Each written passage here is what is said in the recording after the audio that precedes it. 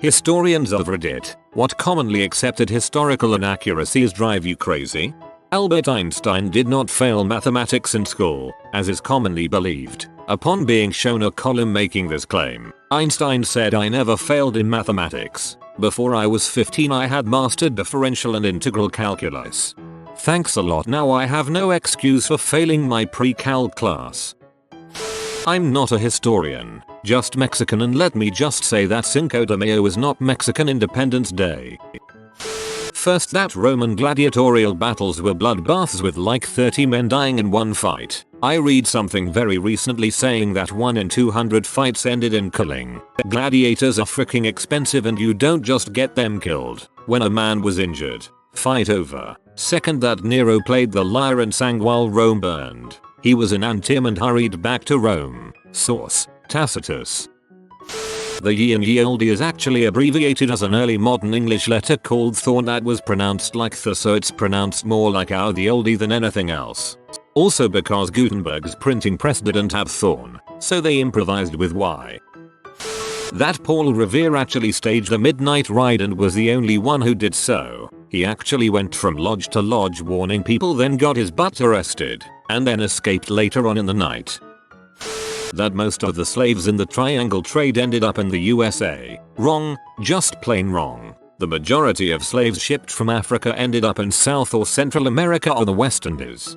Just to add to this, so many slaves were shipped to the West Indies because it was cheaper to work current slaves to death and just replace them rather than give them even a substandard quality of life. That Rosa Parks just decided one day to not move from her seat on the bus because she was tired. She actually had years of training with the NAACP leading up to that action. Years of training sounds like she was the Batman of black women, trained by Ra's al Ghul to sit on buses. One thing that really bothered a professor I had was that when people discuss the Nazis they frequently label them as psychopaths, insane, crazy, etc. This is especially true with Adolf Hitler. When discussing him, people right off the bat label him as evil, a monster, a drug addict, had one testicle, basically any reason to distance Hitler from a normal human. You can't just dismiss what happened in Nazi Germany as craziness. There were rational people making decisions and running the country. My professor would call us out on it, and ever since then I notice it a lot and it irks me too. Pabst Blue Ribbon beer claims that it got the name by winning the Blue Ribbon for best beer at the World's Columbian Exposition, the Chicago World's Fair of 1893. There were no blue ribbons awarded at that fair.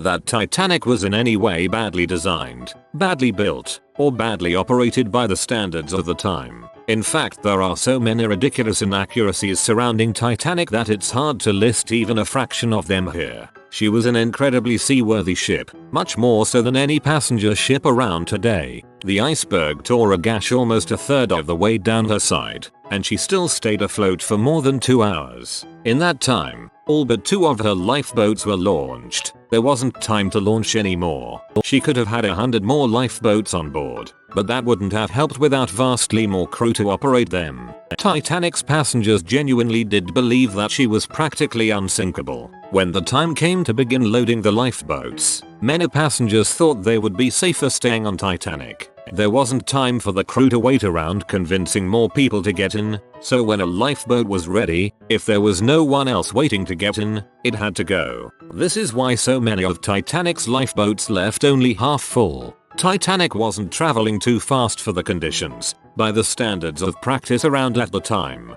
Further precautions were put into practice after the incident, but no one on board can be blamed for doing what anyone on any ship would have done the same. She wasn't built using substandard materials. This rumor goes around a lot these days because of an article that was written some time ago. What the article is supposed to mean is that there is much better quality steel available today. This was not the case in 1909. Additionally, Titanic's builders were paid on a fee plus materials basis. They were given a set fee to construct the ship, plus the cost of all materials used. There was no incentive to use anything but the best steel they could get their hands on. The shipyard had an excellent reputation and would not risk tainting it by using bad steel, which could easily be noticed on inspection anyway. Titanic and her two sister ships Olympic and Britannic were also surprisingly maneuverable for their size, much more so than was expected. Some will tell you that Titanic's rudder was too small, but this simply isn't true. In fact, Olympic's wartime captain marveled at her maneuverability, and was even able to throw her into a sudden turn, ramming and sinking a German U-boat. Olympic was the only merchant vessel throughout the First World War recorded to have sunk an enemy vessel. Galileo's models at the time of the controversy were less accurate than the geocentric models for predicting movement of celestial bodies, important for navigation. There was ample reason to be skeptical. The Catholic response was primarily because he decided to insult the Pope, his patron, not his scientific views. Church views on the geocentric system were largely based on Greek models, not the scripture. Since his parody of the Pope was done within his works advocating heliocentrism, the church requested he cease to publish them but allowed to publish about other scientific subjects. He agreed to do so. He later broke that promise, leading to the famous trials. It wasn't a war against science, it was politics. That Napoleon was tiny. He was actually above average height. This mistake is due to the fact that French inches were different from English inches, I believe. That people in the Middle Ages used spices to mask the flavor of meat that had gone bad. If you could afford spices that were traded from far off lands at great expense, you could well afford fresh meat. The idea that Columbus was trying to prove that the earth was round, or that anyone in that time period even believed that the earth was flat. Mark Twain did not say, "The coldest winter I ever spent was a summer in San Francisco." I've seen quite a few quotes attributed to him that are really of unknown origin. I think because of his wide range of writings it is easy to claim he wrote something. The Vikings never wore horns on their helmets. The only reason we believe that is because of poems and tales of the Vikings saying they did so. We found remains of Vikings and non-horned helmets after the idea that they had horns on their helmets was popularized. Just think about it, aren't horns on a helmet a little impractical and inconvenient? You would never use them, and it would make a great handle for the enemy to drag your head to the floor.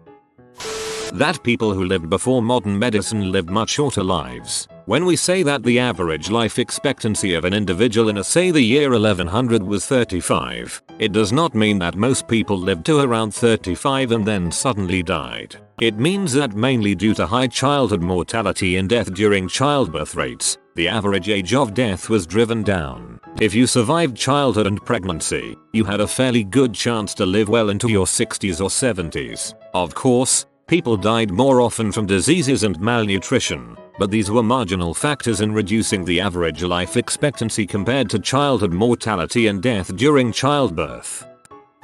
Pocahontas and John Smith. Thanks to Disney, no one remembers that Pocahontas was a 12-year-old girl that was kidnapped by a 30-plus-year-old man, dragged from her home, and killed by STD. She didn't die from an STD. It is not known what caused her death, but theories range from smallpox, pneumonia, or tuberculosis, to her having been poisoned, none of which are STD related. That a katana is somehow the best sword humanity ever created and that the samurai were the best swordsmen. Bullshit. The katana is great, assuming you are fighting in Japan. As soon as you hit somewhere with metal armor, specifically Europe, that sword actually kind of sucks. Also, when you break down sword fighting among all the major sword cultures, Europe, Japan, China, some parts of India, 75% of it is the same crap, mostly with variances in footwork. Europeans could handle a sword just as well as the Japanese. The exemption of the American-Philippine War from lower levels of history classes. I didn't even hear about it, much less learn about it until I took an AP class. The common American myth that Jesse James was an American Robin Hood. Jesse James was a fiery rebel who killed unarmed and innocent people who posed no threat to him and robbed Southern as well northern banks and trains. Jesse's murderer is frequently referred to as the coward Robert Ford, while Ford did shoot him while facing his back. Jesse James once shot an innocent man named John Sheets who was merely filling out a bank slip. Jesse James never gave any money back to people who needed it or really had any chivalrous qualities other than deluding himself that he was a Southern gentleman. Truth is that Jesse James was domestic terrorist who stole and victimized dozens of people, killed innocents and aggrandized himself by stealing the success of others. As someone from the UK, I think people forget about how crappy the country has acted over centuries. We're obviously not the root of all evil, but people forget. We seem to celebrate the abolition of slavery and look at the US as the ones with slaves, when we'd been carting slaves around the world for a substantially long time. Having a huge empire might have sounded quite cool and civilizing, but we were pretty awful in some cases, especially with how we treated the Aborigines. The Tories seem to want to bring back the pride in the history of the empire, but it's something we should look at far more objectively. As a Dutchman, we were also pretty cruel to the natives in our colonies. We also transported slaves around the world.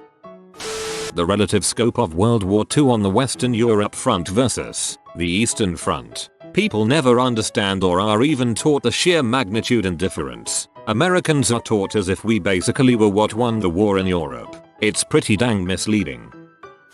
That there were 300 Spartans at Thermopylae. There was pretty much every other Greek city-state there at the time. Sparta fielded one of the smallest armies there and reluctantly went to war because they initially wanted to stay behind on their little peninsula. Even after crap hit the fan and the rest of the Greeks retreated, there were still 700 Thespians and 400 Thebans as well as the 300 Spartans that fought to the last. What really rustles my jimmies about it is that the Spartans couldn't be seen retreating. They had to fight by the morals and laws they had drummed into them. The Thebans and Thespians just stayed behind because they had gonads of steel, even though in those days they were more of a militia than trained soldiers like the Spartans, and they get zero recognition. That people say Hitler killed 6 million people. He killed 6 million Jews. He killed over 11 million people in camps and ghettos. However, Japan killed more Chinese than Hitler killed Jews. Everything was better in the 1950s.